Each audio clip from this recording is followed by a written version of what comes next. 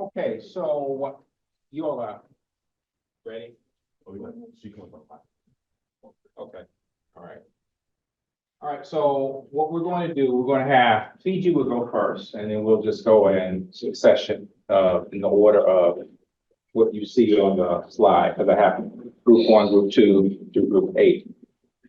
And again, just make sure you relax. You're balanced as a group up here. You're looking the same way. You can use this whole floor. You can walk around. You can use this as a stage for a skit. I've seen it all. So again, do your best. And we all want you to succeed. So don't think anybody is going to, I will ask questions, but they're not going to be, I'm not going to be throwing 100 miles an hour. They're going to be good speed, but you know, I'm not going to try to knock you off. Even during the presentation? What's that? Even during the After. presentation? Oh. Yeah, I don't ever interrupt, because in that breaks your flow, you've rehearsed. So I don't want, you didn't rehearse me asking you a question at a certain point, so that's not fair. So, no, I'll wait till after, and anybody can ask questions, as long as you're civil and you're not, you know, trying to knock them off their square, you know, up here. So. Mr. Cooper, who are we waiting for? Danae. Okay, are they over there doing something? Okay. Okay, so the way this will work is you will present, and then you will fill out these peer assessments. These peer assessments cover the entire group project, including the introduction that you all did weeks ago, introducing us to countries. And it's 5 criteria: cooperation, reliability, promptness, contribution, team spirit, from 0 to 10. So you'll put for cooperation and your team members' names, except for you don't put your own name. You don't evaluate yourself. And then 0 to 10, and then add up the score at the end. So if they get all 8s, then obviously that's a 40 over here. If they get all 1s, that's a 5. Hopefully we don't have any. I've seen those too. I've seen 0s. Always possible. That severely damages your grade. If you didn't do anything and your teammate gave you all 0s across, it's going to damage your grade. And you can't appeal to me because I'm not in the group. I don't know what happened. You put your comments here, positive or negative, so you have your say, and then then I will collect all of these at the end. These are confidential, so you don't collaborate. You don't say, "Oh, well, I'm going to give them an 8," or you know, it's just you and what you feel, and then I will receive the evaluations. Now, you will know the average. So when I calculate these, you'll know the average score, but you won't know who gave you what. And that's to protect from conflict, because I've seen that too. People asking me, well, you know, I got beef with somebody and they probably gave me a low score. And it's like, I can't verify that. So that's again, it's confidential. So I will give you feedback on the paper, but I'll give you feedback on Canvas, because you won't see your physical paper again unless you come to my office next semester. You can see it but I'll have to give you feedback on the paper, on the canvas. I'll give you feedback on the presentation on Canvas. Your peer assessment is just a number. You'll see it in your assignment. You'll see an assignment for peer assessment, and you'll see your average score. And that's basically it. And well, oh, I'm gonna be spending all weekend. I'm not going to the game, unfortunately. I'll be getting grades together. I want to go too, but I'll be working on the grades. So don't contact me and say, hey, have you graded the papers yet? And how's my score looking? And, you know, cause I got 100 most plus things to deal with. I got students contacting me all the time, asking me various questions. I'm still getting makeup assignments. So I got all these loose ends. So trust me, I'm gonna have my hands full. Yeah. What's that? Great, great.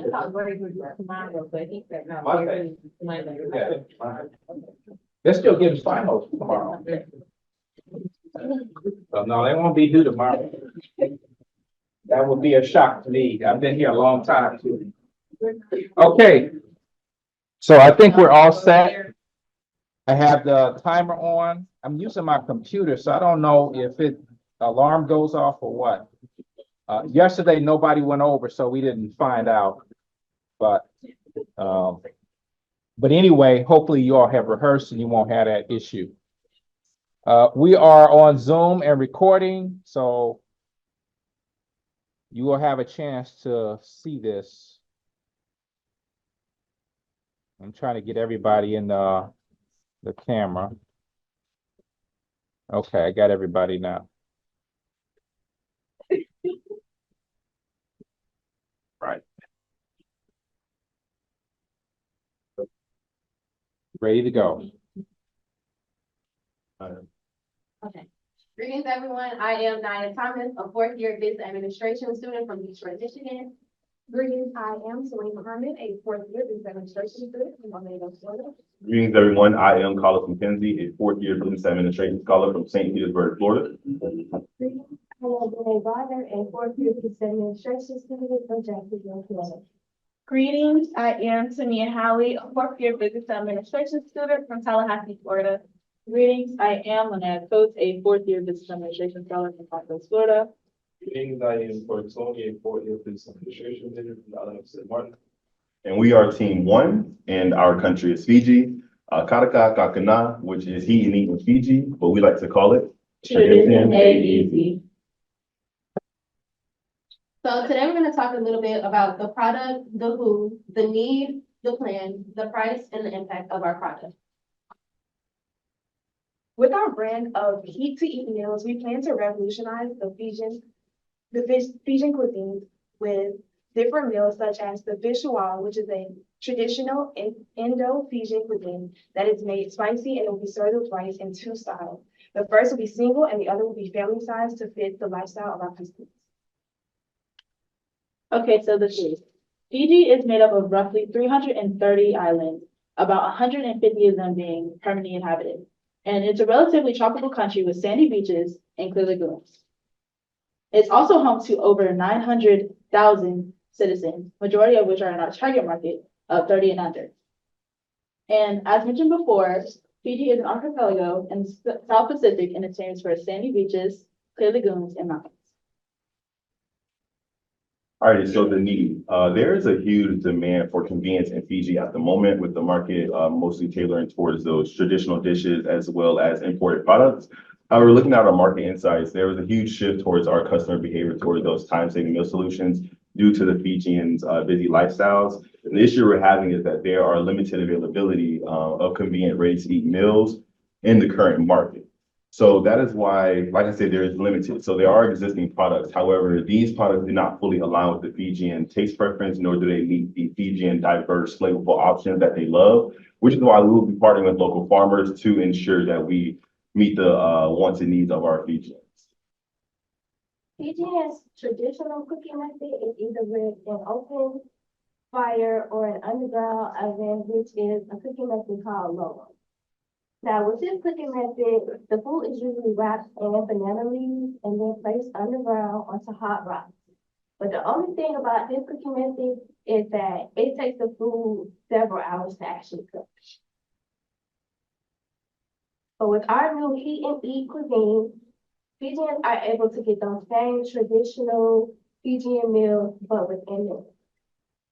We're introducing a more innovative and conveniently faster food solution, which can not only be good for on-the-go users, but also individuals with more complex schedules that may not have as much time to actually cook. On this slide, you will see the traditional cooking method logo.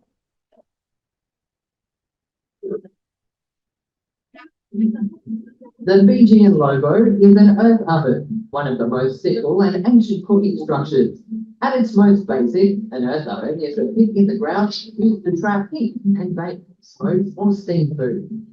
它在烧石头要把石头烧热了以后，这火就也是热了，那石头上面做好。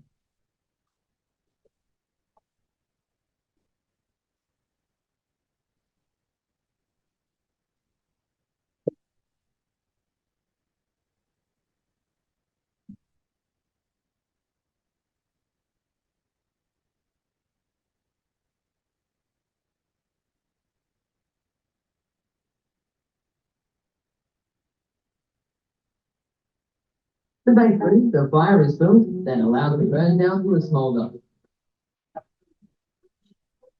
First, the food is then placed in the oven and covered. Finally, a covering of earth is added over everything.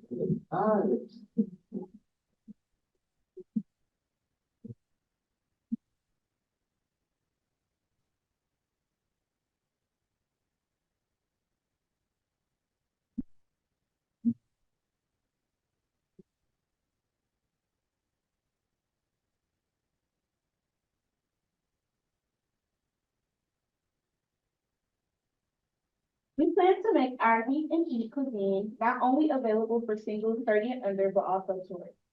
After looking at the Fiji advertisement trends, we noticed that most advertisement happens through TV and the radio, TV, radio, and newspapers. We plan to do digital advertisement with commercials on TV and radio, and also do print advertisement through newspaper and coupon newspapers within the grocery store. When it comes to our placement, we'll be picking the best spot and most visible spot in a frozen aisle of the grocery stores, so our product is visible. So how much is this gonna cost? So Fijian meals are typically cheap, seeing that it's an agriculture-based country. So our price will be range from $5.99 to $15.99, and this is just based off of our competitors' pricing. The $5.99 will be single person meals, so like just me, myself, or family-based meals for like 3 to 4 will be the $15.99 price. This is based on we get these prices based on our competitors. 2 of our top competitors that are doing frozen meals are Golden Harvest and AYO, and their price ranges from $13.99 for their family meals to $25.99. So that's kind of where we got our pricing from. The different prices from the US is the US dollars converted to Fijian dollars is $1 is equal to 2.21 Fijian dollars. So it significantly is cheaper in the US to get our product. So this will put us at it will be an advantage because it's even cheaper in the US to get our product. As you can see at this graph on the left, this is just the frozen food market size, and you can see from 2018 all the way to 2030, it's increasing steadily, so it will put us at a competitive advantage. Yeah, so we're looking at Fiji's economy and the type of impact that our eat product can have on their economy. We must first note that Fiji's economy is labeled as a middle income economy, which they are very heavily influenced on cultural diversity and cultural structure, which also faces some factors such as colonization and ethnic group relations. And introducing our eat and eat product This will, without a doubt, in line perfectly together with the Fijian culture, while also fostering local jobs and also enhancing global trade within that country. And also establishing foreign direct investment into Fiji. This will also help to create external capital, which will therefore enhance infrastructure and also supporting economic development. And because our product combines so uniquely with tradition and innovation, sectors such as tourism and agriculture will also contribute to Fiji's economy while also fostering sustainability. All right, and that is going to conclude our presentation. We want to thank you all so much for your time, and we are now open the floor for any questions.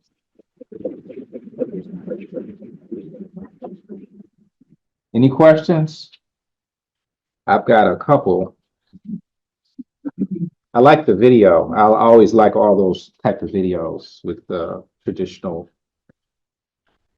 content. You had two meals up there. What's in those meals? So the first one was the fish suala. And that's gonna be like the orange looking dish, and that was gonna be the serving of rice. So that was gonna be an example of the family size, so that they're split into two dishes. And what's the other one? It's just rice. That's Oh, what's usually. oh, that's just rice and vegetables? Yeah. Okay. It looked like quinoa on the right a little bit. That's what I'm looking.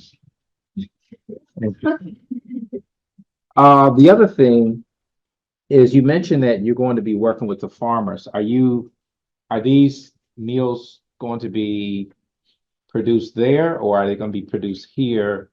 Are you going to import the vegetables, make it here, and then export it? Or are you going to make it over there and then distribute them there?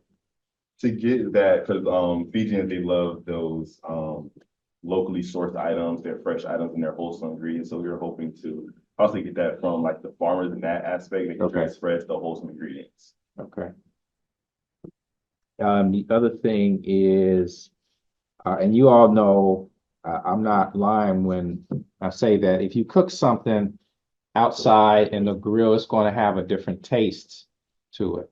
Will you be able to replicate that with kind of a ready-made, and are you going to put it, does this go in the microwave or how is? The oven. So that's what we try to avoid. That's why in our video we put oven friendly. I mean, in our product slide we put oven friendly so that it won't get soggy in the microwave, but also get that fresh taste from us. Okay. All right. Any other questions? All right, thank you.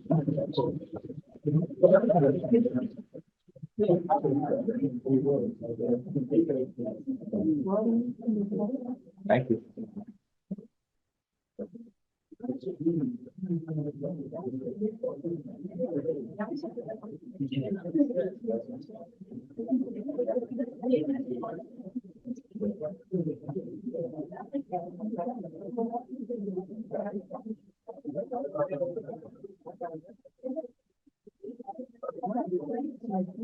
I'm sorry, I needed to give these peer assessments.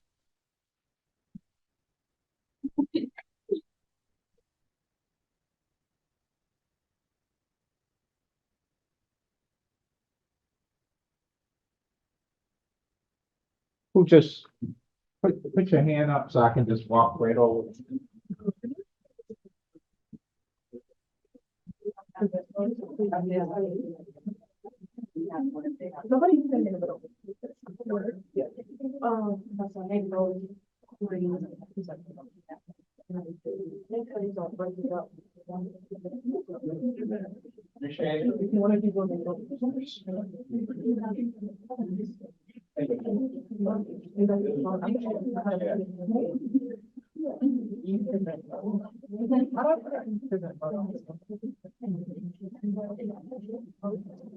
So when you're all done, I'll just give you these so I won't have to walk all halfway around the room. Yeah, just come to me. I'll give one person, one for everybody. All right, give me a second. I have to Reset. Okay, ready. Good morning, everyone. I am Anjali Myers, a third-year business administration student from Cleveland, Ohio. Greetings, I am Samaya Sinclair, a third-year business administration student from Jacksonville, Florida. Greetings, I am Amani Williams, a third-year business administration scholar from Orlando, Florida. Greetings, I am Shamani Rowe, a fourth-year business administration student from Raleigh, Florida. Greetings, I am Don Smith, the third-year professional candidate. Greetings, I am Josephine Bradshaw, a fourth-year accounting major from Colorado, Florida. Greetings, I am Mayana Miss Davis, a fourth-year business administration student from Miami. And we chose the country of Morocco, and this is our business plan. As we learned, Morocco is mostly filled with people who are mostly filled with Muslim people, where they already have restrictions and guidelines what they can eat and drink. So my team and I wanted to find a U.S. product that we can export to Morocco that fits their guidelines. So we discovered Undercover Snacks. Undercover Snacks was developed by Diana Lizzie. She created this product because three of her daughters were diagnosed with celiac disease. So her brand is mostly known for the Undercover Snacks, which is chocolate covered quinoa crisp, which is gluten-free, allergy-free, and nut-free. When analyzing the basic need potential of this specific product, we decided that nutritious sweet snacks in Morocco were kind of lacking. They had products that were like mostly shortbread covered in chocolate, but we thought that quinoa was a very nutritious alternative. And then as life is becoming more fast-paced and people are picking up more jobs, we have less free time. So we thought that this was a convenient and quick snack that they can use in between their full course meals. It is important to note that, at least in Western countries, it's more difficult to find products that are halal, specifically because we have a lot of like haram products made in the production cycle of most of our like manufactured snack products. But this was a great alternative that was halal certified. If we decided that we were gonna move and produce these products also in Morocco, it is important to note that chocolate is commonly available within the country. And like I said, quinoa holds increased nutritional value. And then finally, something to note was that it was designed for a person with celiac disease, but these restrictions that are placed upon that person are also restrictions that follow what guidelines are stated in the Quran. So this product is, like we already said, verified by non-GMOs, gluten-free, nut-free, they're kosher certified and halal certified. So as Maya was stating, there are a lot of restrictions that people in Morocco have because of their religion. So this product is super simple, easy to produce, and easy to export. So it's a makeup of either dark or milk chocolate, depending on the flavor that you get, as well as quinoa. And then there are additional additives as sea salt, cherries, peppermint, depending on the flavor as well. And so with it being this simple, that just makes it easier to produce, and that'll even cut costs in the future. Okay, so in Morocco, they do have uncontrollable factors. Firstly, for the political and legal environment, they face security challenges, including threats of terrorism. Their law is based on civil law and Muslim traditions and certain other aspects. They also have a dispute with the Polisario Front. It's called the Western Sahara Conflict. Right now, Morocco controls 75%, while the Polisario Front controls 25%. For their physical environment, they have negative effects of climate change. So they have water scarcity, droughts, floods, and et cetera. And it's been a growing issue over time. They also experience air and water pollution due to industrial activities in certain areas. And for technological environment, they are one of the first African countries to introduce 3G technology. And they're also listed in the top 15 most African technology countries as well. They're also top in ICT, which is information and communication technology. And over the years, their internet usage has increased. So right now, as of 2023, they're up to 88.1%. So a few other uncontrollables that we found in Morocco is, as far as their social culture, they basically the tapestry of having a diverse culture with Arabic, French, and Berber languages that are spoken. They still practice Islam, but there is a mosaic of other faiths. that still exist, such as, well, that exist in urban centers, such as Casablanca, where 64% of people still reside. Moving along as far as economics, their economic culture is extremely resilient. Some of the advantages that they do have is low cost labor and some key sectors such as architecture, agricultural, tourism, aerospace, and automotives, and much more. Last but not least, as far as the HR, there are some goods and there are some things that they can improve on. While their fishing industry and textile industry is produces over half of 1 million people, between the working ages of 15 to 56, they are still have a high unemployment rate of 13.5. As far as education wise, they have a gender disparity, such as 73% of males are literate, while 64% of females are literate. As far as their child labor, they have been having a bit of a struggle with that, but they are cracking down on child labor laws. So it does show their commitment as far as practicing ethical practices. So for product lines of export, we decided to not only implement the products that Undercover already has, but to create new products as well that we feel will give variety to Morocco. So we've chosen to start with their milk chocolate flavor, their dark chocolate and sea salt, and to add a new flavor of milk chocolate and pistachio.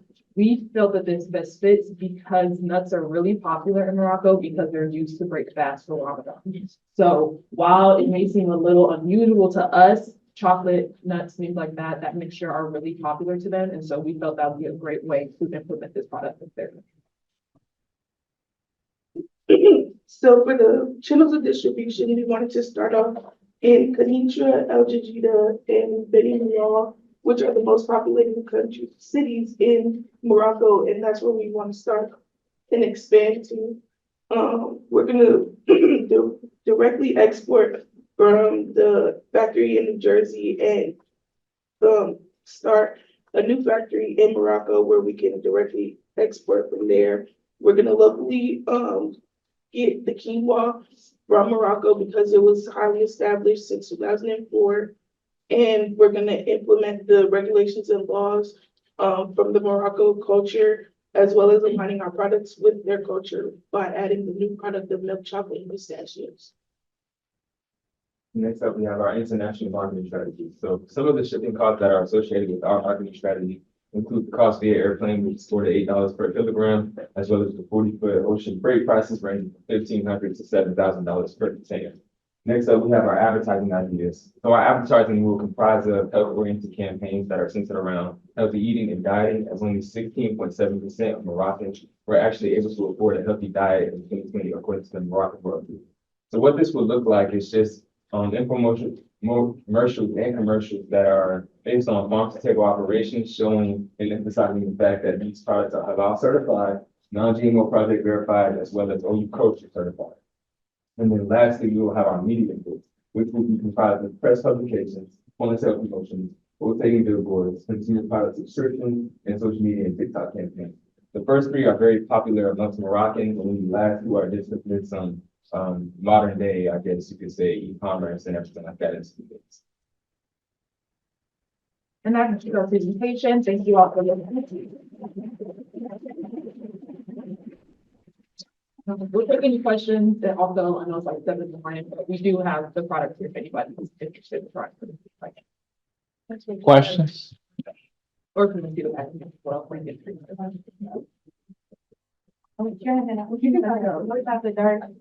No questions? Open it and take it. I guess you all will have questions after you taste them, but anyway, I have questions. Those bags, how many ounces is that? I've actually purchased that before, but I don't remember how many. I think it's like the serving size. Or It's 2 ounces. Wow.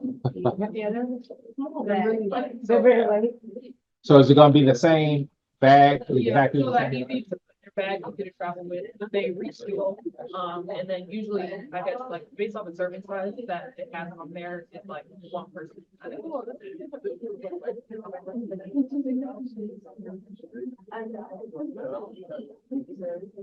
What else? I think you got everything covered. The pistachios, those are sourced locally in Morocco? Yes, well, we would start the production in the US, but Okay. once we establish. And last question, I know you had 3 cities up there. Where you, when you set up the plant in Morocco, where is it going to be? Is it going to be in those 3 cities or somewhere else? Or have you thought about that? If not, then just, I think it will be based on whoever has the most arable land based off of these cities, because they have a lot of arable lands for agriculture production. So it'll be based off who has the large amount of land that we will be able to, yeah. okay. All right, any questions? What do y'all think? Good product? You all try it? Thank you.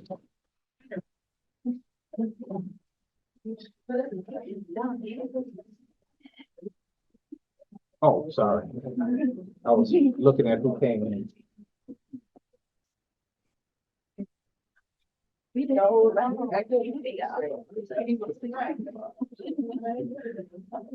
Thank you.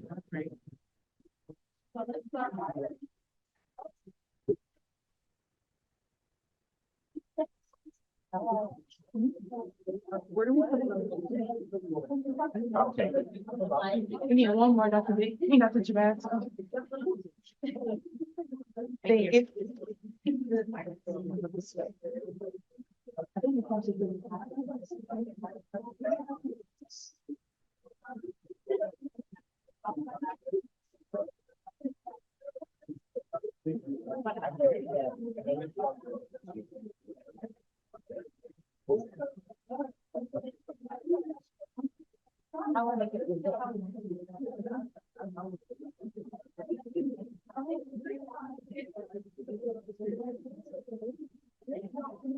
I think they have those at Greenwise, if I'm not mistaken. Yes, I think that's where I bought them.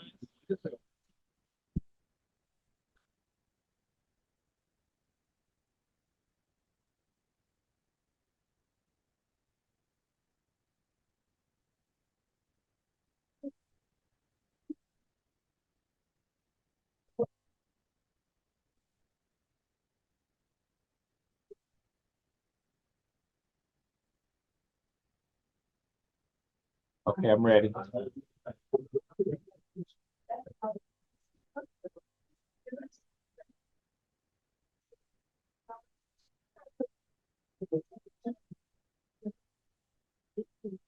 right, we ready?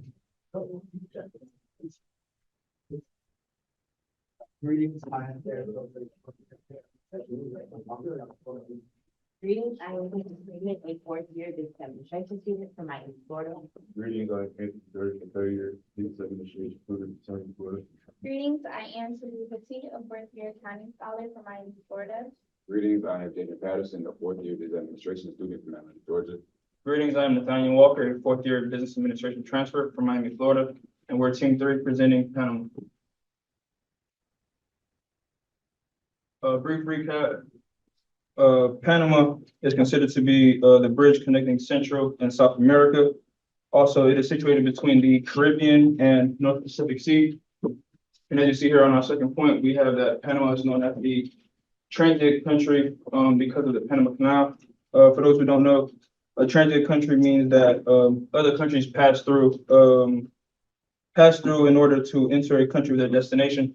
I guess like for other to drop off their goods and make trades to other countries. And then also in the last point here, Panama is home to one of the largest copper reserves in the world. Last year, Panama produced over 86,000 tons of copper, which brought them in $375 million in revenue that year. And they have a 20-year plan. So this will be continuously happening for 20 years, the next 20 years. All right, so our company is Copper Canal Cookware, and based on the facts we just said, it kind of makes sense why we would choose the name. So of course, copper, because Panama is the largest copper reserve in the world, and canal because that is what Panama is known for, and cookware because you guys are going to see what is next and what our product is. So our product is Copper Canal Cookware. It's a seven-piece kitchen set. This is inspiration photo because, we don't actually have the set yet, but this is what we would want it to look like. It would be copper plated, not fully copper because of expense costs. And we'll get more into that as we go through. The features that are included in the set, as you can see there, there's a 10 skillet, we have 3-quart, 5.25 quart, and an 8-quart stock pot and sauce pans. They all come with lids, so you don't have to go out and buy lids for each separate sauce pot. So some other features that I can talk about is their 3-ply non-reactive 18 by 8 stainless steel interior. It has aluminum core and hammer copper exterior. They're real comfortable. They're designed to stay cool. The handles are made of stainless steel rivets, so they won't get hot at any temperature. And the pots and pans are oven safe to about 500 degrees Fahrenheit, and the lids are safe to about 150 degrees Fahrenheit. Next we'll go into why we chose Copper Canal Cookware. So of course, as my teammate previously mentioned, Panama has the world's largest copper ore reserves. And also the canal, because the Panama Canal, of course, which is a waterway that a lot of companies use to transport items. And because of the cuisine, Sancocho is a soup meal that's a traditional meal of the country, and also arroz con pollo, which is a chicken and rice meal. So Panama played a significant role in the global copper trade by exporting a substantial amount of copper, amounting to $2.93 billion. Also, Panama exports were diverse. China was primary recipient of the total exports at $1.06 billion, following closely with Japan, Spain, South Korea, and Germany as well. So we found the need to provide Panama with a sustainable cookware option. Currently, the country is facing struggles with over-mining because of companies that aren't even Panamanian based, as well as we wanted to provide a sustainable option, as my teammate mentioned, with copper clad being used, which is a mixture of copper and other metals, including aluminum. Some political, Panama's political institutions, they're mainly democratic. They're open to free speech and freedom of religion, but they also have gone through the corruption, which has impacted their government and caused a lot of protest. Panama's economy is one of the most important transfer hubs and trading and financial centers. Panama's economy is boosted by redeveloping their properties, promoting ecotourism, and also repairing infrastructure.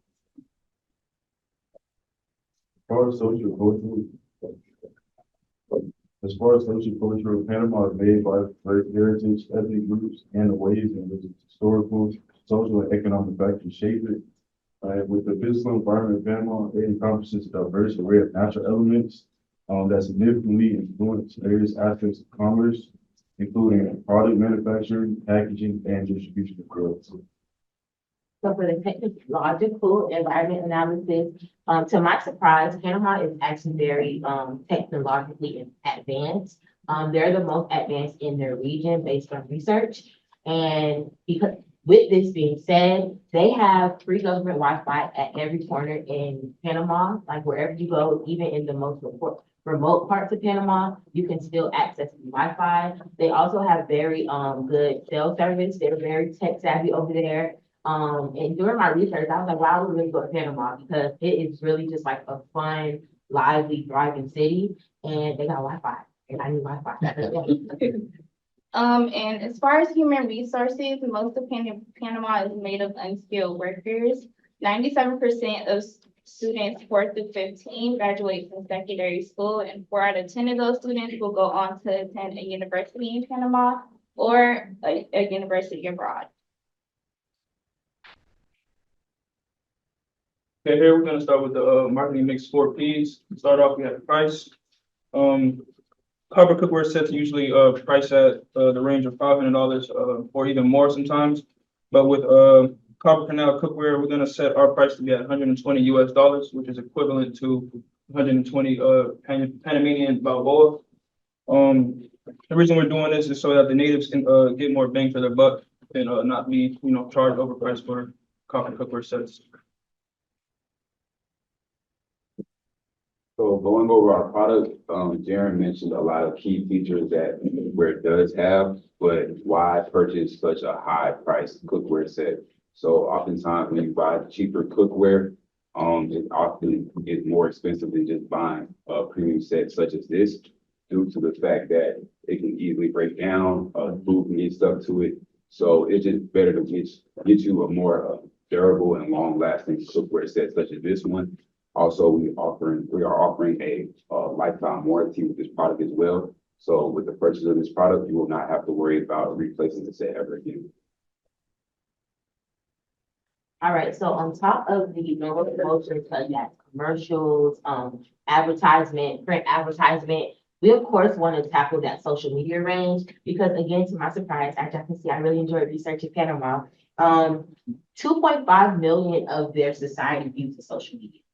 They're on TikTok, they're on Instagram, they're on Facebook. So they're on these apps that we are on. There's just really not any content catered to them. So using social media, we wanted to partner with the already established luxury dining places in Panama, because if you guys did not know, Panama is a very big tourist attraction. They have about same number, about like 2 million people per year. That went down since COVID. It used to be around 2.5 million, but of course they're getting back to that. So partnering with these already established luxury dining spots such as Donde Jose, Cayeta, just they're all Spanish names, forgive me. But partnering with things such as this will help us raise our brand awareness. Because if these chefs that people love and watch, they have their own social media presence, if they're using our products, then people will be like, well, your food tastes good. What products are you using to get your food to taste good? And over here we have some Panamanian American celebrities such as Tessa Thompson. You guys might recognize her from Thor as the Balcony, and Tatiana Ali from Fresh Prince of Bel-Air. They are both Panamanian American celebrities. And as you can see, Tatiana Ali already has a cooking show on Lifetime. So it's called Spoonful of Joy. So she already is in that cooking sector of the world. And she also has that Panamanian heritage. So using her to create like brand awareness and just that influencer vibe that we are looking for will really help our product. So as far as placing our product, we will be storing it in warehouses, not only in the US, but it's, as well as Panama. So we also want to, as far as our international marketing strategy, we want to be able to push our product to any other country as well. So as Nate mentioned earlier, we will be offering the product at a price of $120, but we also want to emphasize selling our product in bulk to wholesalers. This way, some people can actually send them out to Amazon, like an e-commerce platform such as Amazon, so that people around the world can see our product, view the ratings, and from there we can move forward with revenues and profits. So some of the benefits of the cookware is creating jobs. This sector has generated employment and income for a lot of people. The copper also cooks way faster and better because of its conductivity, so it surrounds your food with more heat. And last, there's a lot of material to go around and used in various ways, just like our copper in our cookware set. And that's all we have for you. Thank you for listening.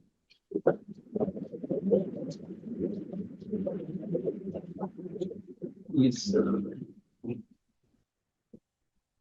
Any questions? What is you may not know, but I'm just asking as one who has purchased cookware before. So the outside is copper, which is a good conductor of heat. What is the inside mold made of? Is that, Go back to the product.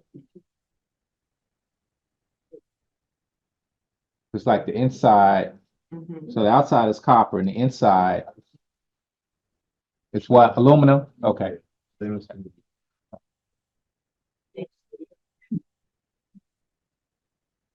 And $120 for 10 pieces, 10-piece set? No. 7? Any other questions? Or any questions? Okay, thank you.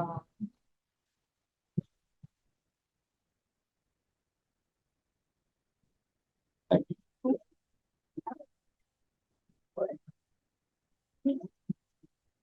6. Somebody AirPods. Put it right there, and they'll come back looking for it. Well, hopefully nobody will take it. Yes.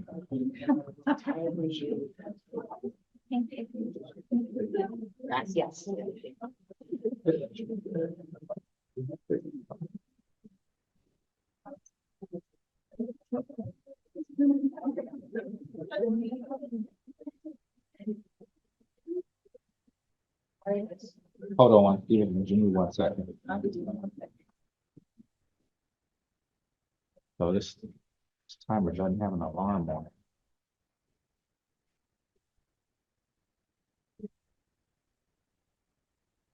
Okay, go ahead.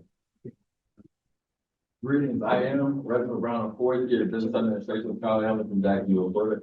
Greetings, I am Isis Clayton, a fourth year business administration student from Miami, Florida. Good morning, everyone. I am Jalen Day, a fourth-year professional MBA student from Broward County, Florida. Greetings, I am Ariana Harper, a fourth year business administration scholar from Florida. Greetings, everyone. I am Shabrice Howard, a fourth year business administration scholar from Indianapolis, Indiana, by way of Tampa, Florida. Greetings, everyone. I am Sierra Strong, a fourth-year business administration scholar from Jacksonville, Florida. Today, my team and I, which we are Team 4, we not only will talk about a little bit of credit, but we'll also talk about our export marketing strategy. So here we go.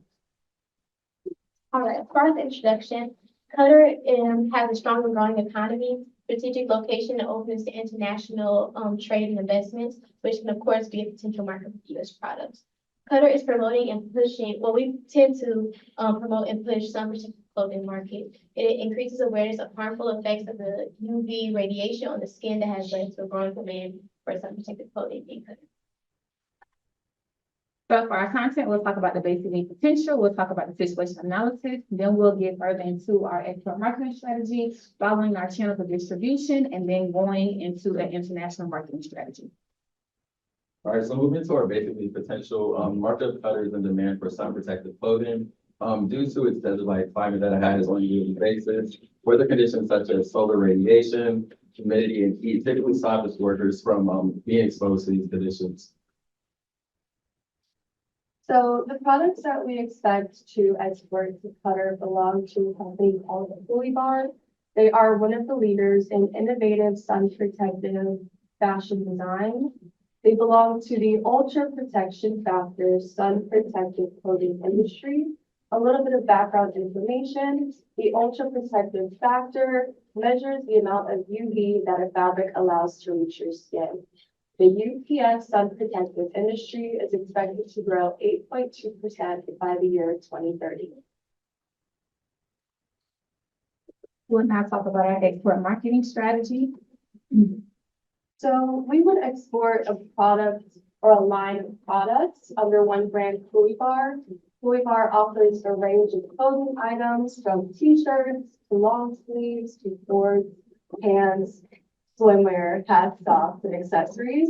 All of these will be available for men, women, kids, and children. And then we will also offer all sizes, newborn through plus.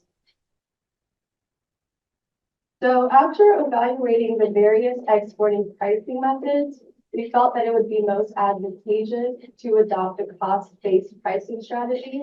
This will allow us to base our prices on how many units we have to sell instead of marking up each individual unit. This will ensure that we make a profit and will be easy for us to calculate. Some of the key priorities that we wanted to keep in consideration are the UPF 50 plus fabric, which tends to be really expensive, as well as transportation costs, labor costs, etc. A little bit of extra information. One of our major competitors, Decathlon, uses the stock-based pricing method. This allows them to base their prices on how much they have available in inventory and how much they have in stock. So for our location, the primary places that we would like our product to be are in major cities like Doha, Al Wafra, and also a mall called Al America, which is located in Doha. So the Bellagio Mall is located in Doha. It's one of the most popular malls, and Doha is one of the most populated cities. So it attracts thousands of tourists and locals every day. Many families come and visit, which is perfect because that is what our product is appealing to. We also have the Edison Mall, which is located in the heart of Al Wafra. It's also a very popular mall, and it offers over 400 stores and restaurants, etc. And it also has thousands of families that visit every day, which will help drive our product awareness and introduce us to their new market. All right, so moving to our direct exporting, with Cold Bar, we plan on franchising the product from its main headquarters in Minneapolis, Minnesota, over to Qatar, in places such as Doha, which has a huge population on a yearly basis of visitors coming in. With over 2.5 million visitors coming into the country every single year, Cold Bar would be able to have its location set up to where residents and people that are visiting the country can come through and buy the product if they didn't, come prepared, for example. Indirect exporting allows entry to foreign markets free from risks associated with direct exporting. It is a market entry strategy that relies on intermediaries to facilitate entry into foreign markets. Coulibaur will work with a domestic intermediary such as a distributor and trading company to sell our products in order to reach international markets. We would not only like to help save our country from people dying of heat, but we would like to help other countries as well. One company we will use to resell our products is Amazon. Amazon is the world's largest online retailer, offering accurate delivery times and shipping costs, including import fees. Amazon AE announced their expansion to Qatar, allowing local customers to browse and shop for eligible products. To initiate the process, Qatar-based customers can shop either through the Amazon application or the Amazon AE website. As far as the foreign direct investment, the manufacturers that will have some clothing and cutters will have products for outdoor clothing, which is going to be working done. Companies that ensure their products to meet and establish standards, maintain a competitive edge in the market. They'll be available through a grocery store outlets, specialty stores, and online platforms that can impact the market accessibility.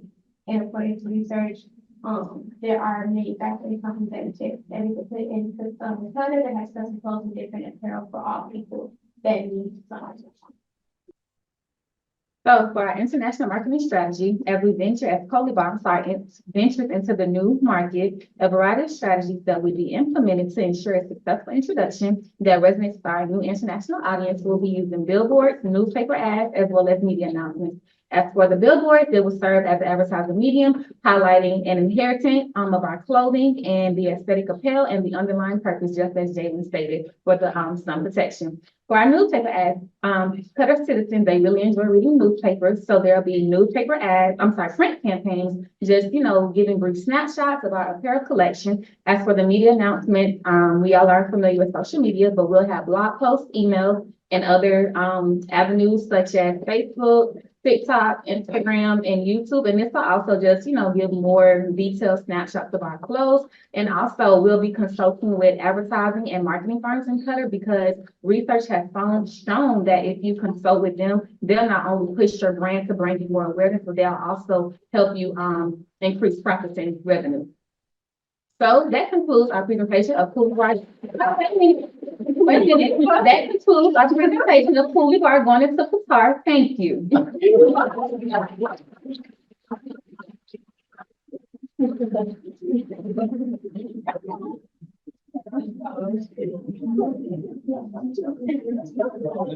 Any questions? So I have a question. It's been a long time since I've been there, and I've been to the Bellagio Mall. It's a nice mall. And I don't take this the wrong way, but it's when you go to these malls, it's almost like people go there to profile. You know, you'll see large groups of men and women walking, you know, with their long robes and their, you know, their coverings on. So these garments that you have, are they kind of Islamically designed, or are they just like a t-shirt or some of the other things you mentioned? Okay. So although they're not necessarily created for modesty in terms of, we did want to give the option because although we know that that is big in the culture over there, we didn't necessarily want to just limit just to certain things. So there's nothing on the Fleet Bar website that has anything to do with necessarily promoting modesty per se, like that's not necessarily like the purpose of the brand. But if you do go on the website and if you do check out all the things that they have, they are all considerably modest. So yeah, they're covering skin from, yeah. All right. Is the product that have like the face covering a part of Cool Bar? Yes. Mm-hmm. That's considerably modest. You'll see that. Yeah, and in Qatar, you need covering. 110. Yeah, when I was over there, it's about 110. Bahrain, 110. Yeah, Egypt, I was there 110. So yeah, you don't take clothes off. You put them on when it's real hot. Yeah, that's ironic, but anyway, thanks a lot. Appreciate it.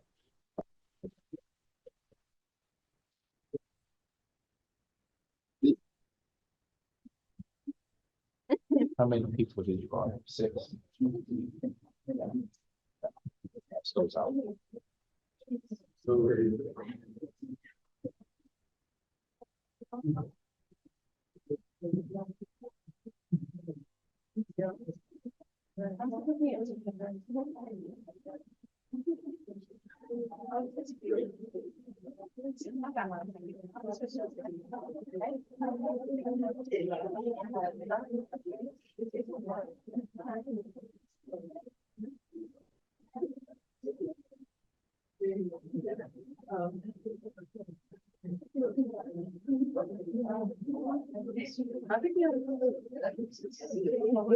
Go share with you.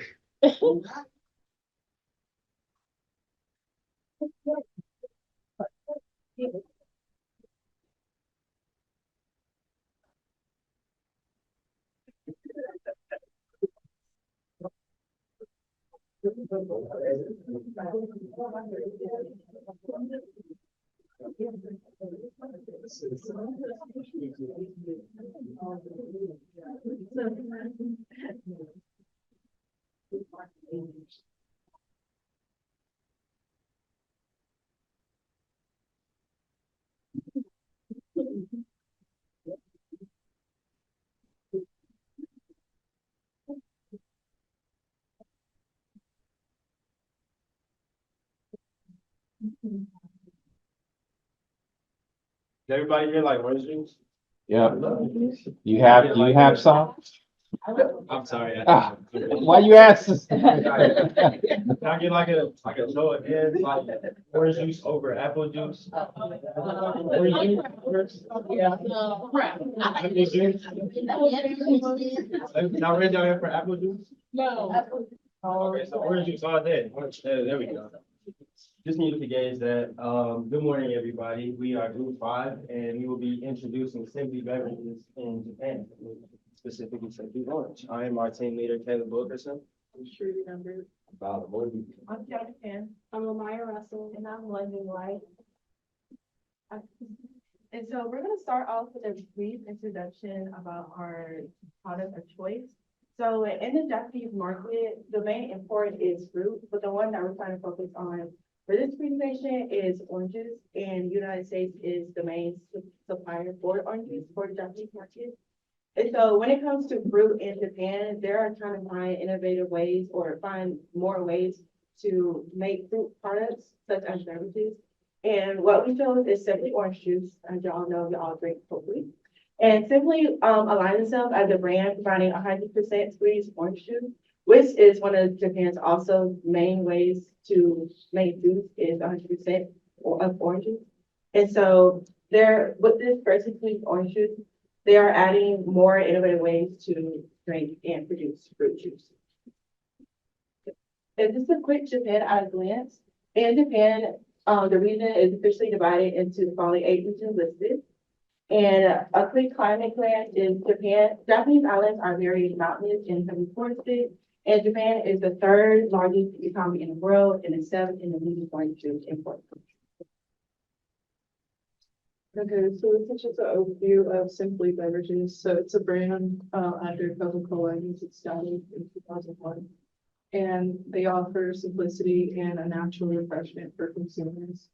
So our mission is to provide a cultural sensitive approach and capitalize on consumers' evolving preferences. So here we have 3 variations, examples. So the first one is the original. Then these are 2 variations. It's the simple orange mango.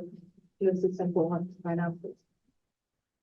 So then you ask the question, who is our target audience? Who are we actually looking to market this product to? And the answer to that is the middle class, specifically those in areas like Tokyo, Osaka, and Yokohama.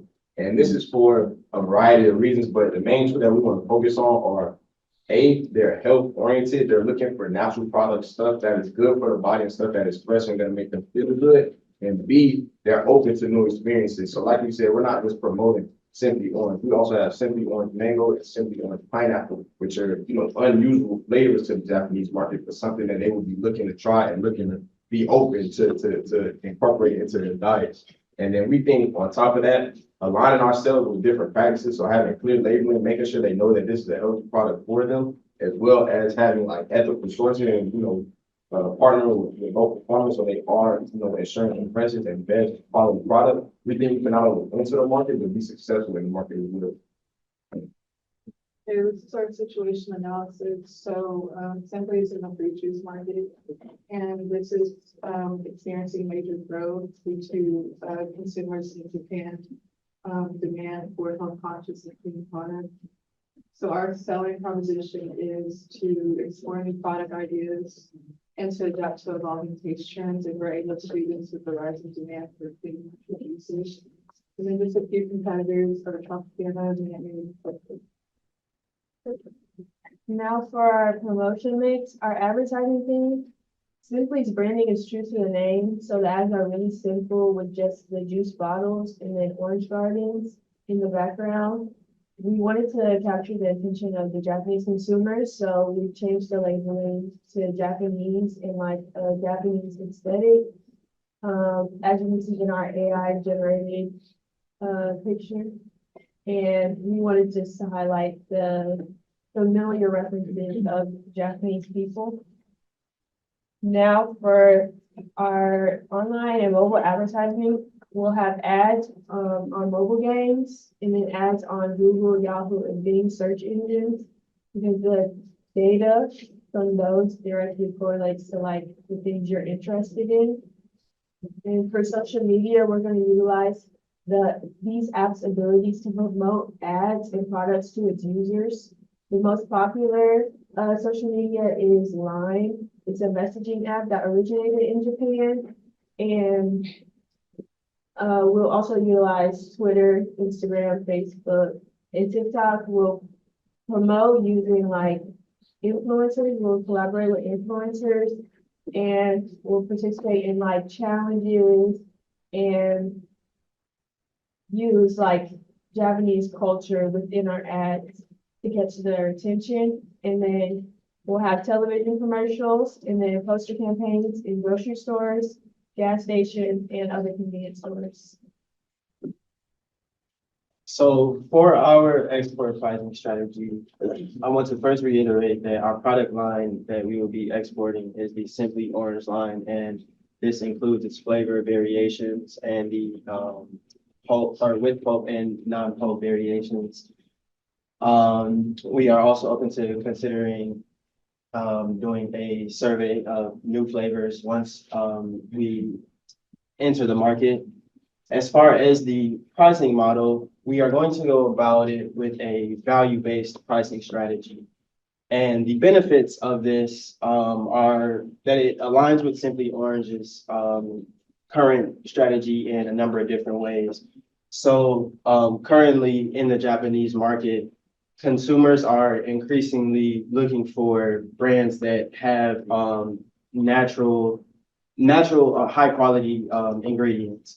And so by using a value-based pricing model, which is pretty much pricing the juice based on its perceived value for the consumer, they will be able to have a premium brand positioning when entering the market. In addition, they will be able to differentiate their product by having that differentiated price and focusing specifically on the value that creates for the customer.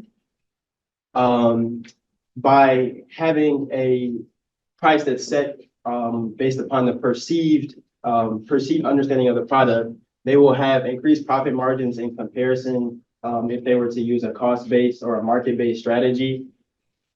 They will also see reduced price sensitivity. It's just pretty much explaining that if they come into a situation to which they have to change the price, consumers will be less sensitive to those changes since they're already used to paying a premium price. And finally, they will be able to build brand loyalty because consumers who are purchasing premium prices usually purchase them because of their trust in that brand. This will also lead to them being able to get more positive word of mouth and repeated purchases. So next are our channels of distribution. Our first one is location. We want to focus more so on the Japan's middle class for Simply success. The Japanese middle class focus heavily on urban areas like Tokyo, Osaka, and Yokohama. The next one is our export strategy. Simply Beverages should consider indirect exporting to reach the Japanese market. This approach leverages Coca-Cola, established supply chain and marketing network. And next for our channel of distribution is our FDI, which simply can leverage FDI to streamline the packaging manufacturing process. With that, we can establish a strategic partnership with a local Japanese company that are basically designed in packaging and designing for the domestic customer base. And that is the rest of our presentation. Any questions? No questions? I do have, you said the middle class, what is because I know what our middle class is, but what is their middle class? What is Yeah, their middle class is more so ranging, more so like in like the 30s and up. Because most of their economy is middle class. So they don't have like an exact number, but I would say more so like 30 and up. Yeah, that does, like Maya said, that does consist of the majority of the Japanese society. and you have said pulp and non-pulp? Yes. Yeah, But pulp and non-pulp, and then other flavor variations that we mentioned, like the mango, pineapple. All right. And did you mention the price of those products? What's the price? Pricing per bottle, I guess, would be Is it determined. the same as here, or is it more expensive?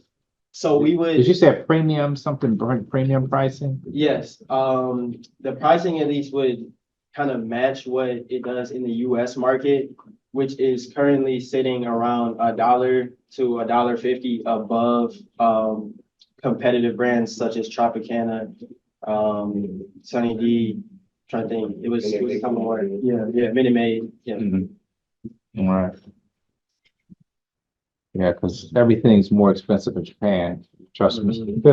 Oh, there, Jew, your money just evaporates. So anyway, thanks a lot. Appreciate it.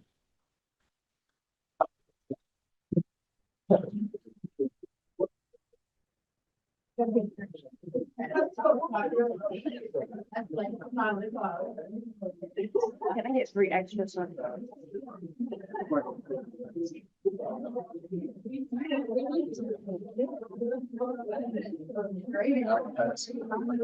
I give you one. Gave us. I think it's. Yeah, she has one for her. Oh, okay. Taking reports at the end. What's that? You taking reports now or? I'm gonna take them now. So you won't forget, because I've had that happen too. Okay. I say, oh, I meant to give it to you, but I forgot.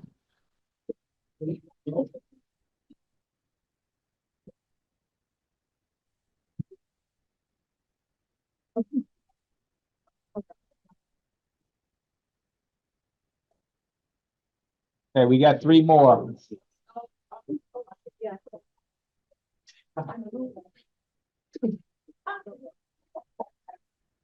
Check, I'm gonna check the camera. Make sure everybody's in the frame. Are we missing? You're all kind of wide. Okay. All right, gotcha. All right, ready? Greetings, I am Michael Mitchell, a fourth-year accounting scholar from Thomasville, Georgia. Greetings, I am Velocity, Smart, a third-year business administration student from Colorado, Florida. Greetings, I am Mikhail Cooper, a fourth-year business administration student from Athens, Georgia. Greetings, I am Jalen Cox, a fourth-year business administration student from New York. Greetings, I am Michaela Swinson, a fourth-year business student from Bronx. Greetings, I'm Stephanie Jones, a fourth-year business student from Brooklyn, New York. Greetings, I am Messiah Davis, a fourth-year business administration scholar from Apopka, Florida. All right, so who has heard of Cliff Bars? All right, what's your favorite flavor? Chocolate chip. Are you? I heard of them. Does anyone eat them? Brownie, chocolate brownie. Yeah. Who else? What's your favorite flavor? All right, cool. So that's our product, and we're gonna talk a little bit about it. Yeah, let's get into it. Introducing the product, our product is Cliff Bars. In case anyone in here doesn't know what a Cliff Bar is, they're energy bars designed to provide sustained energy through sources of carbohydrates, fibers, fats, and that's it. The unique selling proposition to Venezuela is the low effort, culturally relevant, energizing, and nostalgic bar. And the availability will be inside of retail stores, tourist shops, gas stations, and more. Okay, so for the product flavors, the first one is Catalina, which is a sweet blend of tropical flavors, which is meant to represent the spirit of Venezuela. And the next one is Negro and Camisa, which is a savory dark chocolate flavor. All right, so the location we picked was Caracas, which it's the capital of Venezuela. And so we want our product to be in a certain part of Caracas, which is Chacao. And it is the richest part of Caracas, and our target market is age 22 to 30, and we are aiming more towards the upper class individuals of Venezuela. So for our analysis, we came to a conclusion that the age range between 22 and 30 struggled severely from eating healthy and adapting nutritious habits. So we came up with dietary benefits. These bars offer a balanced blend of proteins, fibers, and essential nutrients. And they're also a better snacking alternative instead of eating things like Cheetos or anything of that sort. And like Destiny was saying, our 2 flavors are Catalina, Negra, and Camisa. Catalina is the spirit of Venezuela, so it kind of reminds you of their country when you're eating that. And then Negra and Camisa is a dark chocolate, so it's more of like a rich flavor. And with these clip bars, we're not trying to just offer it as a product to the Venezuelan community. We want to ensure wellness and nutrition to the community. And with that being said, our price is set at 215 bolivars, and two things that went into that was our competitive positioning and our market penetration price. So we decided if we were going to enter a market, we obviously we had to gain some information on how the market was set, and we wanted to really kind of blend in with the competitive market. So we decided to enter the market at a lower price point because we really wanted to gain a strong foothold on the market and to really insert ourselves with our target audience. Okay, so in addition to pricing, we have foreign direct investment, which is a component of our marketing export strategy. And these are the strategies we would be using to essentially expand our global footprint within the Venezuelan area.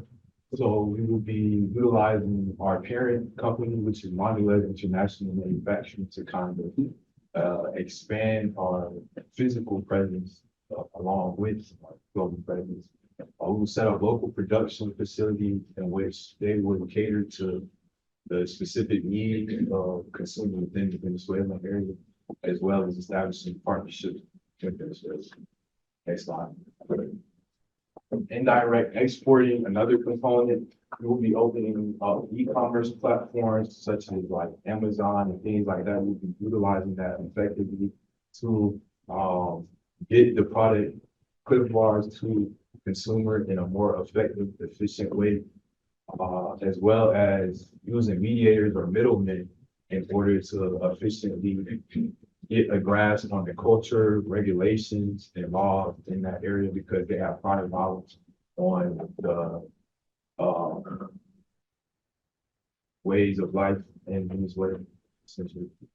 And to tie back to like those ways of life. So for the direct exporting, so basically, those local distributors, we're just trying to use their knowledge when it comes to understanding the laws as they change. As we all know, Venezuela is kind of corrupt in a sense, but within that local means, those individuals within that population or community can kind of communicate with us to properly know how to place our products when it comes to just the law, market distribution, as well as upcoming sanctions that may affect our area because sanctions has like a huge say so when it comes to a lot of areas within Venezuela.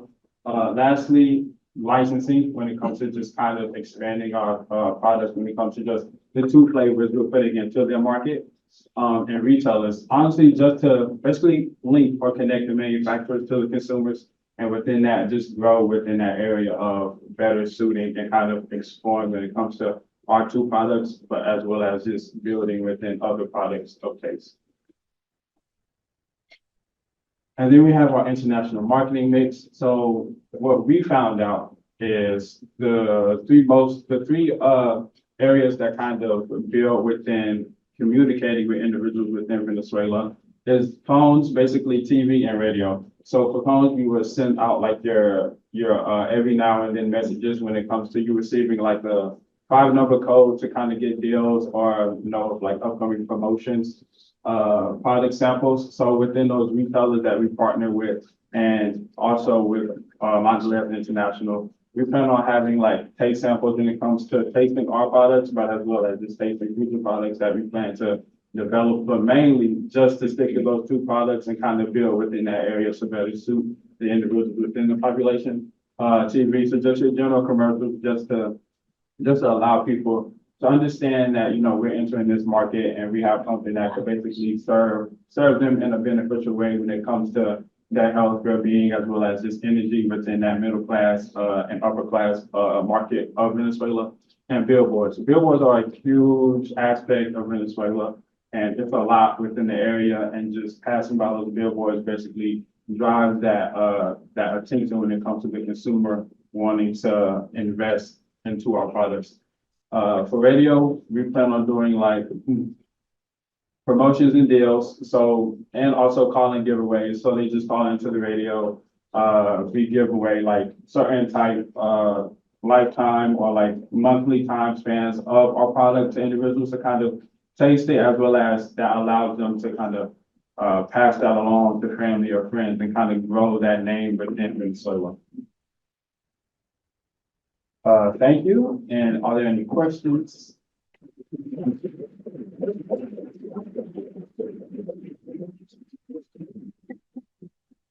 Any questions? I was, I had to Google Catalina because I wasn't familiar with that flavor. And it says something about sweet and tangy. Are those going to be like the chips, you know, like you have chocolate chip? Are they going to be, was it going to be baked into the bar? You know what I'm talking about? You got a consistency of so already. Have you seen one before? The Catalina is more of a cookie, and the Negro and Camesa is more of a brownie kind of flavor. So it will be mixed together to make that consistency of a Cliff Bar, how it already is now. Okay. All right. What else? Let's see. You said Caracas. Radio is still popular in a lot of places, believe it or not. And then you mentioned text, was that coupons or are those coupons or is it just you read redemption or what was it? It's like coupon. So like if you sign up for something, like today, if you sign up for like a link or you buy a product with a company, they'll send out like a text where you get like discounts or promotions, and they kind of give you a heads up when it comes to just those discount promotions or any new products that they add to like the product lines. Okay. All right. Y'all bring any samples? No. And that was the one on the slide was the one that I like, the fudge, the almond fudge, chocolate almond fudge. That was the one. I thought it tastes like a brownie. I guess that's where I got that from, but appreciate it. Thank you. I didn't realize that there was three people from New York in the group. Wow. That doesn't usually happen. We don't have a lot of New Yorkers anymore like we used to. We got 3 in one group. Not just 3 in one class, 3 in one group.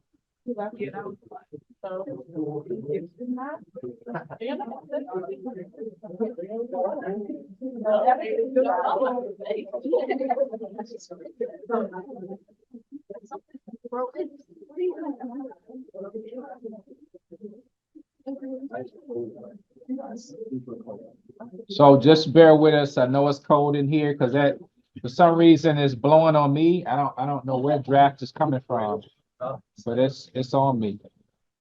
It's not good.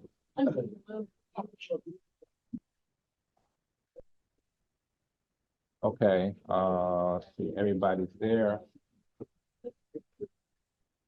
All right, St. Vincent.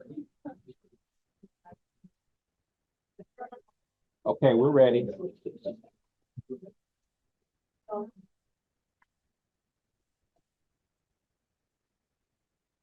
In the world's where borders blur and interconnectedness defines our modern era, St. Vincent and the Grenadines serves as a compelling testament to the complex interplay between local culture, economic development, and the forces of global growth.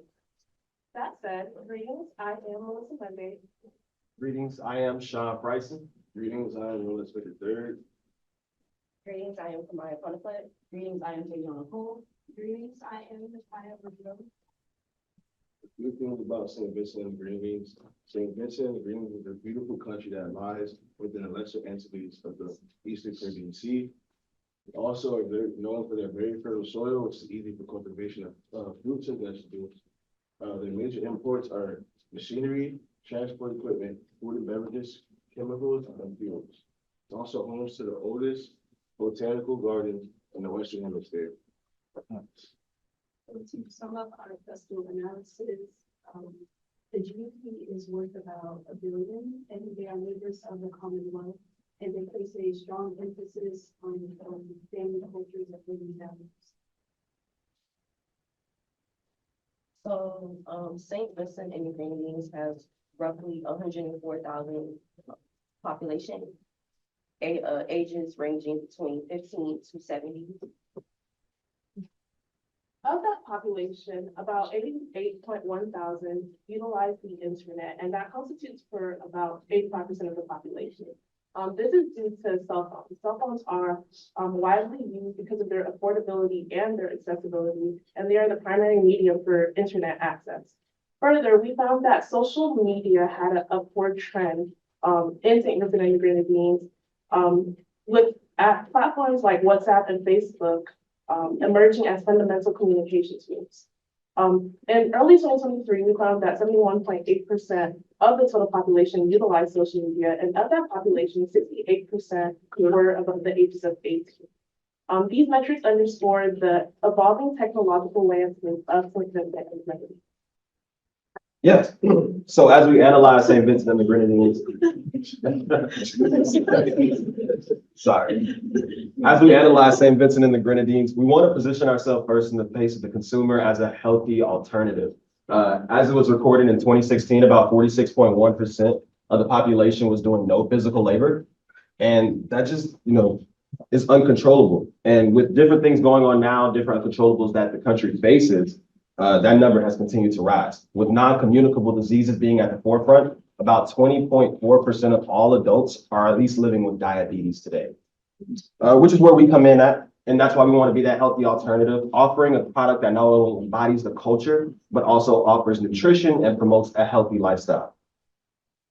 And then also St. Mary's, our competition, it's a Caribbean-based, lightly salted chip and the real texture flavor, which will be their crutch at the end of the day, because they don't appeal to everyone as it involves tourism and the natives, which is where we're going to come in and take advantage of. So our basic need of the country, La Soufrière, the eruption back in 2019 played a big role in leaving Vicinians without food security. I have a really nice portrait here of the landscape and the area where the green and yellow represents the safe, and the red and orange represents the most dangerous parts of it. And of course, the red and orange parts were home to farmers and fishermen, and in an instant, they lost everything. Agricultural loss was estimating around $150 to $175 million.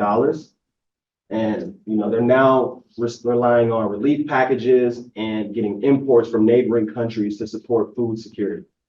And with the upcoming moderation of fast food, they're getting advocacy from the Prime Minister of St. Vincent and the Grenadines to kind of stop on their consumption of ultra-processed foods. As stated in a recent article in the St. Vincent Times, the Prime Minister went to the United Nations in New York and was asked, what was the staple dish of the country? And instead of saying the norm, breadfruit and jackfish, he had to say that it was KFC.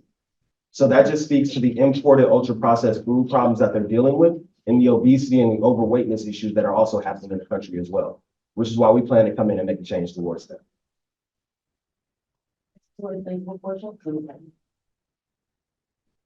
So our veggie straws reinvented as sensible portions. We want to appeal to the Caribbean edition. We want to introduce that healthy alternative that's tailored to the natives and the tourists that want to, embody that Caribbean culture. And, Sensible Portions is already an established brand, so they have a really huge brand image. So by implementing ourselves into the country, we plan to just phase right on in. So our price is going to be marked at $4, and we took in consideration of their value-added tax, which is 16%. As you can see, this would be the price, including that tax amount, which is 10. To distribute our product, we will get it from the US and use the boats and ports of Kingstown and Port of Chattanooga from there to import our goods at 30,000 Eastern Caribbean dollars, which is their foreign currency. We will use our trucks to deliver to the companies in the local markets, which are the North Leeward Community Market, which is in Chattanooga, and the New Central Market, which is in Kingstown. Those two markets put our stuff on the shelves, and we sell them to the local markets for $60,000. We also get 20% of profit returned back to us. And so, as you can see, we utilize their flag colors, which is that blue, green, and yellow look. We also wanted to include, the flavors of the chips on the bag, just so you can physically see the type of chip that we offer. All right, and over the same Vincent and the Green, the locals are distributed to the rural and the urban areas, with the rural area having 46% individuals and 60% the urban. That's why we believe that our promotional efforts need to reach all of these areas, and my colleague Tay will touch on 3 of our promotional efforts. All right, so our first promotion strategy is gonna be a social media challenge, which is gonna involve a Snapchat challenge, where we're gonna collaborate with social media influencers in that area to just create a creative and a challenge that brings vibes and just awareness of a product coming in. Hopefully they will buy it and promote it more, to increase awareness about that. We'll also have a billboard campaign that will increase our brand exposure and recognition. And that being in like just high traffic areas will be a high visibility to everybody. And in that area, they can go and travel on the main roads. And they will also be able to just see that whenever they're traveling and just look at the screen in that area. And we also have sample products where we will give out free sample products at local events around the events and integrating just to build awareness of our product. Also, we want to note that in order for this to come out in a favorable way, we must plan accordingly. So we created a 6-month timeline with 2 months allocated to research and market preparation for market introduction. In our first launch will be the Just For You billboard campaign in June, which will kind of increase brand awareness and make people more curious about our products, both the inhabitants of the country and the tourists. And then we will utilize the major holiday, which is Carnival in July, to host our community engagement event as well as our social media challenge. Sensible Portions, the company, will be present and sponsor Carnival activities as well as provide complimentary snacks to individuals that go to Carnival in order for the target market to try the product. And our social media challenge will incorporate stuff like dance hall, which is really popular in the Caribbean, and kind of bring brand visibility and awareness to our product. Finally, we will assess our performance and make changes to maximize our profit. All in all, we appreciate you for giving your undivided attention as we present St. Vincent and the Grenadines. If you have any questions, feel free to ask.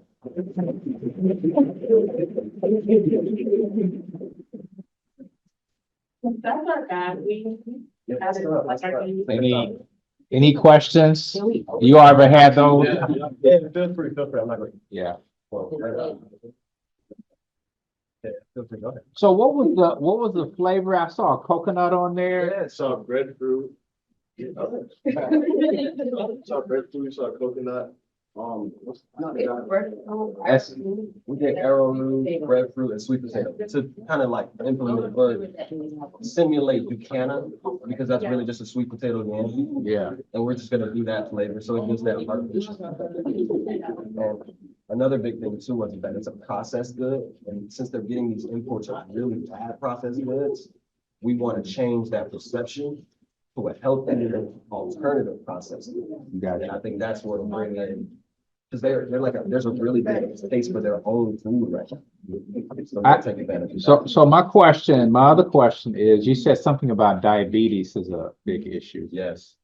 That's not going to jack up their sugar, is it? No, the sugar levels are not at 0. Okay. 7 grams of fat, 190 calories a bag. Okay. Yeah. All right. It's for the big bag. Now it's for the big bag. Well, you're not gonna eat it in one sitting. Nah, it's just yes. Yeah. Well, I mean, some people. Yeah, they get down on that. Oh, Okay, any questions about St. Vincent, their presentation? That VAT tax is real, because in the Caribbean, they have some prohibitive. Bahamas is another country I've experienced that, and they had this pizza that costs $7.99 here, and it's like 39. no, it was 20. It's $20. Chips are over there too. Yeah. I think Yeah, like so here, it's- like $10. What's crazy was we compared our price to a price of a 2-pound bag of potatoes. So it's like, instead of going to buy a bag of potatoes, you buy a healthy snack and it's better for bringing back. You know, saying nutrients. Yeah, I'll take it. Okay, so in no other questions, then I'll give you all the. I didn't know that was right there. Yeah, it's blowing right I on don't me. know now. And she's standing up there shivering. That's okay. That's okay. No, I'm going to report it. I gotta report it.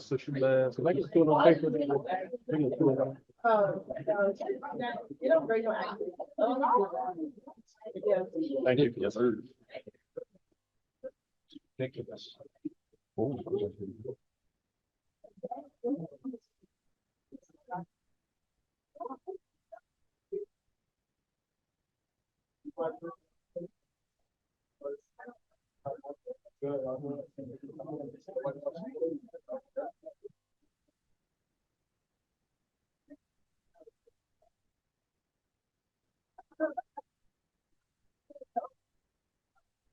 I think this is as colder than it's ever been, right? Very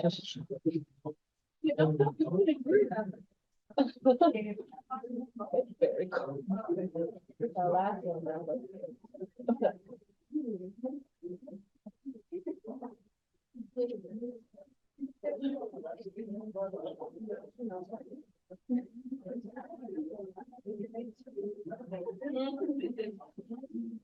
Okay, we're ready. Good morning. Hold on before you start. So with the snacks, make sure you're not crinkling the bag so during their presentation. So if you want to continue eating, just wait until they're done. All right, go ahead. Good morning. Here at Scott, we are thrilled to announce we will be dominating the personal care industry in Greece with our brand new products, Aquasol. Good morning, everybody. I am Ashley Bowles, a fourth-year business administration student from Atlanta, Georgia.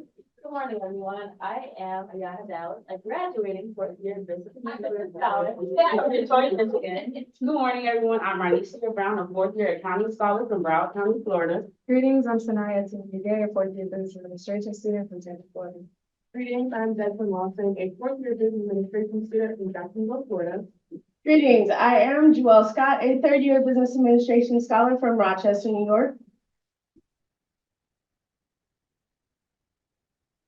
Today, we're going to be telling you a little bit about Greece and a lot about our product. Our team has conducted extensive research, and we're here to share with you our situational analysis, marketing overview, marketing strategy, and our competitor analysis. All right, so just a little bit about Greece, also known as the Hellenic Republic, is located in the Balkan Peninsula in Southeast Europe. And aside from it being a dream travel destination for many, including myself, and being ninth worldwide in tourism and the third most popular cruise destination, it is known for its very rich history and culture, and still some of the things that we implement to our lives on the daily, such as Western philosophy, literature, mathematics, drama, and some of the more well-known things, the Olympic Games. So like you said, our product is Aquasol, and is a dissolvable toilet paper. And this is very important for Greece because they do have very small pipelines, causing a lot of sewage issues. So this toilet paper breaks down about 10 times faster than other brands. It also has a thin ply construction that allows for the easy breakdown. And even though it's very thin, it is very tear resistant. So we also conducted a situational analysis. So some of the strengths for our product is customer loyalty. So most people stick to a brand, especially the toilet paper that they're very familiar with. So our customers stick with us. And then our weakness would be our price. Our price is a little bit higher than our other competitors. That's for opportunities. We want to partner with septic tank companies, kind of spread awareness, as well as reach a wider audience. And then for threats is our competition with brands such as Cottonelle and German. Just to name a few, they also have very loyal customers. So that is something that would be a threat to our business. So let's get into the market overview of the sanitary paper product. It is a $14.9 billion industry and it's expected to rise 3.4% in 2024, with about 1.6 billion coming directly from toilet paper. For competition, so increased environmental, personal, and health awareness, that's a trend because people are more susceptible to saving the earth, quote unquote, or, making sure that they're using great products on themselves. For competition is the increase in substitution. So it's not like you can just find one brand of toilet paper, one brand of sanitary products. You can find many other brands, some that are more organic, some that are more cheap, some are 1-ply, 2-ply, etc. And since there are moderate barriers to entry, which means it's not that hard to enter, companies are now saying that we can come in and create new products and steal somebody's competition. For the target market, we target metropolitan cities in Greece because that's where most of the plumbing issues are. They can't necessarily just flush their toilet paper down, but they have to wipe and throw it away in the trash can. And nobody really wants to, so we target those the most because that's where the biggest plumbing issues are. And since there's more people in the city, there are more plumbing issues. And so with that, we also are targeting environmental enthusiasts because we believe that since they care about the earth more than some others, they will more likely buy our products.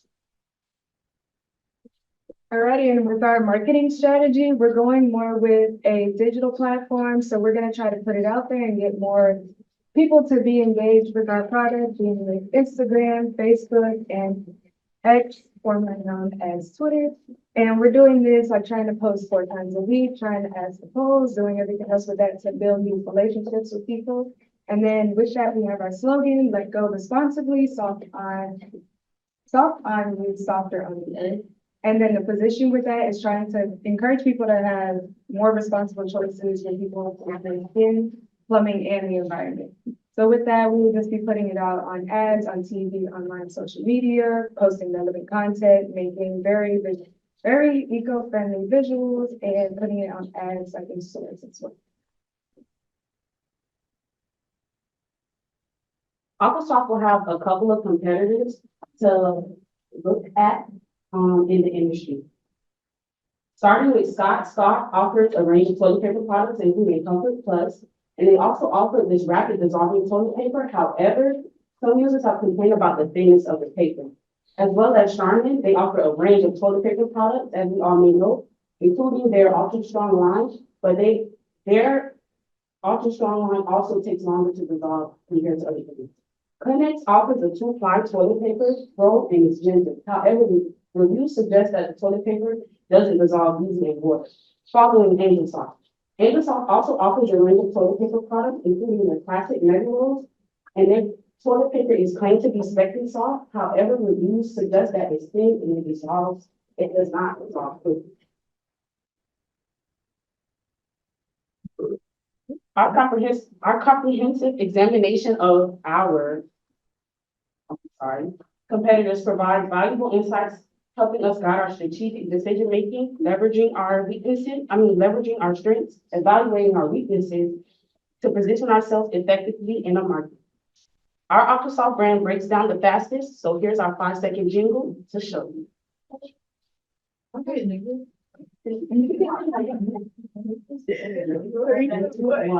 Aquasoft, Aquasoft, Aquasoft, Aquasoft.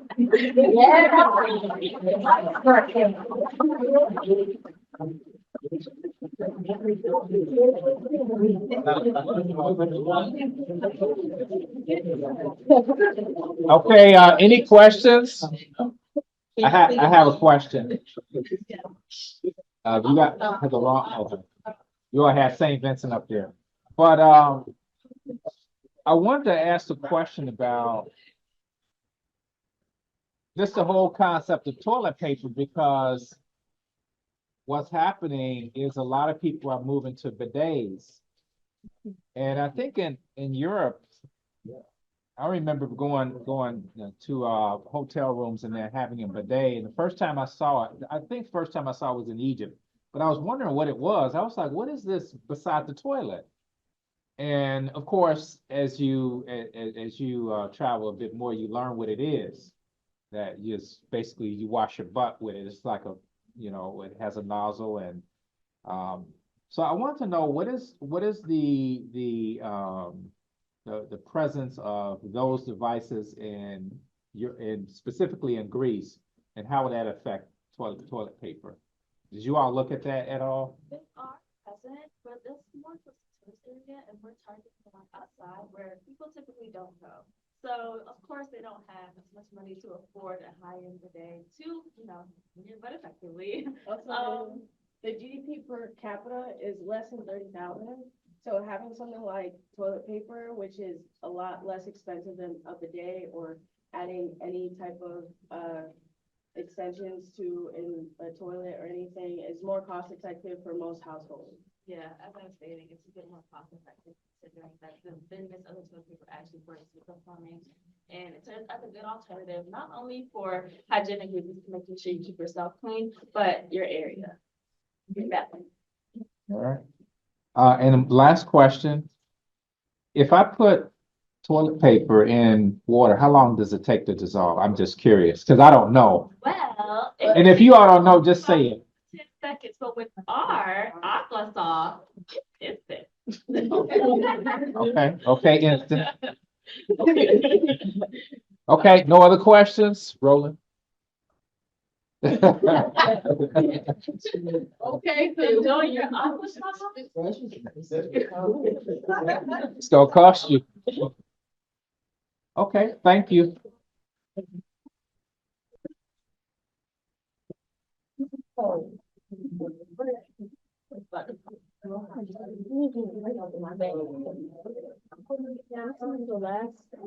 Okay, so for Greece, I have. Thank you. That's all I have left. So I hope that's. Oh, wait a minute, that's mine. Sorry. Is there enough for everyone? Yeah. Oh, actually, there's not. Oh, I probably have another one somewhere. Oh, thank you. You need one? Yeah. Here. Yeah, more. I'm looking. I printed out exactly 50 unless the printer ran out of ink. Thank you. My hand.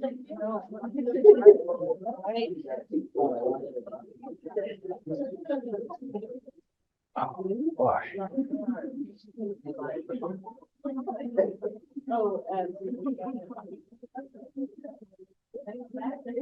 Okay, so I should have, well, I have 6, so I would imagine I'll get the other 2. So by midnight tonight, you will upload your digital file. That's where you will get the feedback. You won't see these again, as I said, unless you come to my office. I don't even know if I'll write on these, because I might just write the grade, but your comments will be on Canvas, on the file. But great job. I think we got a lot out of the presentations. I know it's very cold in here. I don't know what's going on, but it doesn't matter. This is the last day, so we want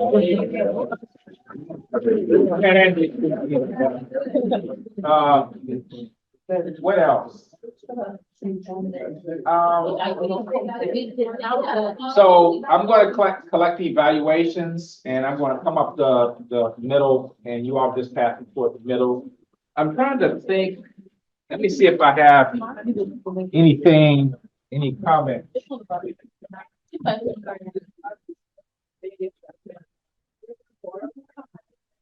Oh my God.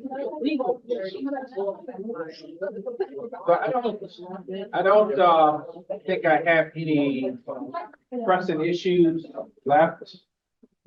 But I would just say that you all did well, better than the introductions. The introductions were okay too, but I think this was more polished. You all look good. Panama had the blue. the blue theme going on, so, that was nice. But I also noticed that in this class, nobody does skits anymore. There used to be, groups used to do skits, they used to act out commercials, they would bring food, samples. But I'm not hating, but I think it's good. Just think about that in the future. Like if you're doing a presentation, that extra pop helps people remember. They remember certain things. So if you're in case competitions, we're doing the global business case competition in February. We're gonna be on point. So those little things help. But anyway, are there any questions? I'll say this, I'll be snowed in.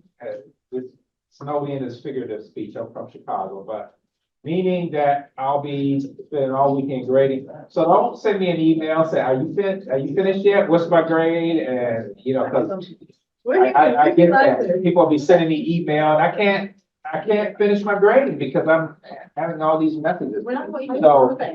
So just be calm. Your grades, I still have to put the attendance in, so make sure all your excuses, all those forms, I get, so that I can, if you were absent, I can excuse you for that. All right. Any other questions? Okay, so I'm going to come up the middle and collect the evaluations. Fold them in half because they're confidential. I don't want anybody to. Somebody might say, "Yeah, I saw what so and so gave you," and then jump in some drama. I don't want any drama.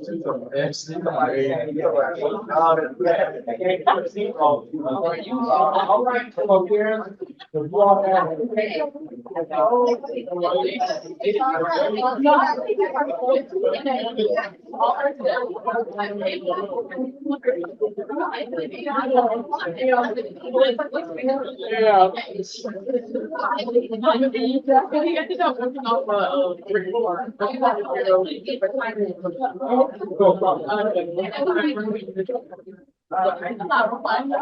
Like after all, we're like 8. Usually I'm doing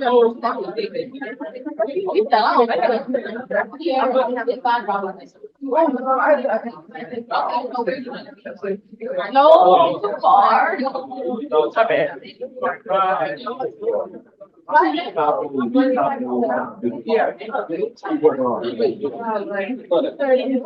You got burned down to lost $14,000.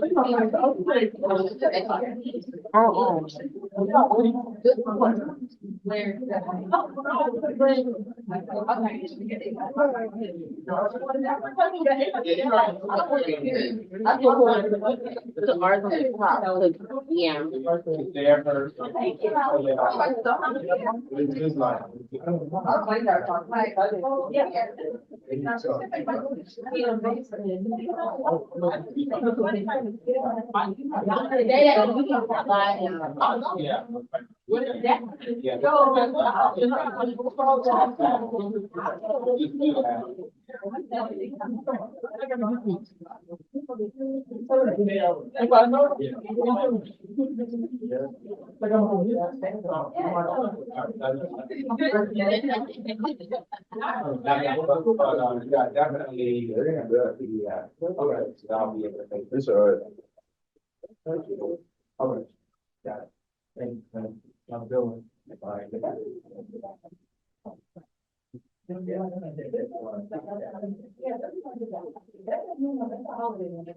Okay.